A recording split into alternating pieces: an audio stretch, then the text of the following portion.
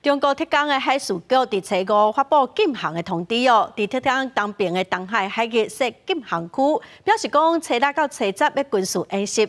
国防部的发言人孙立峰早起嘛证实，指出讲解放军应该是要进行年度的实弹射击的操演。国防部是认为哦，演习的范围对咱国的海空域安全并无影响，嘛会继续监控。中国继续武力恐吓，咱国防部伫初7宣布。掌握到强军伫咧浙江黄海为禁航区，要实施军演。那么我们判断呢，它会进行年度的计划性的一个实弹射击操演。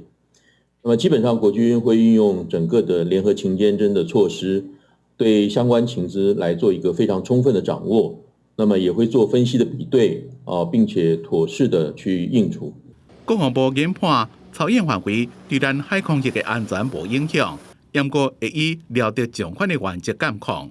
因为中国的南海战略态势监视计划平台是大文讲，有观测到美军一台 WC-135不死航空的核侦察机落下，飞入东海防空识别区进行侦察。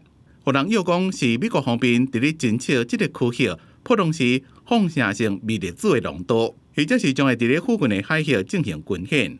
台海局势紧张，咱国安体系是团结有另外的调动。你怎么知道留不住？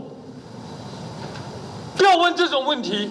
一向拢正敢讲话，个性正明显的体育会主委彭世宽，可能会转行政院政务委员。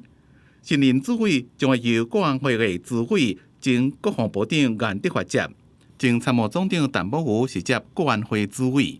对相关的传闻，总统府回应讲。政府的人事若有调整，会伫咧定案了对外说明。记者综合报道。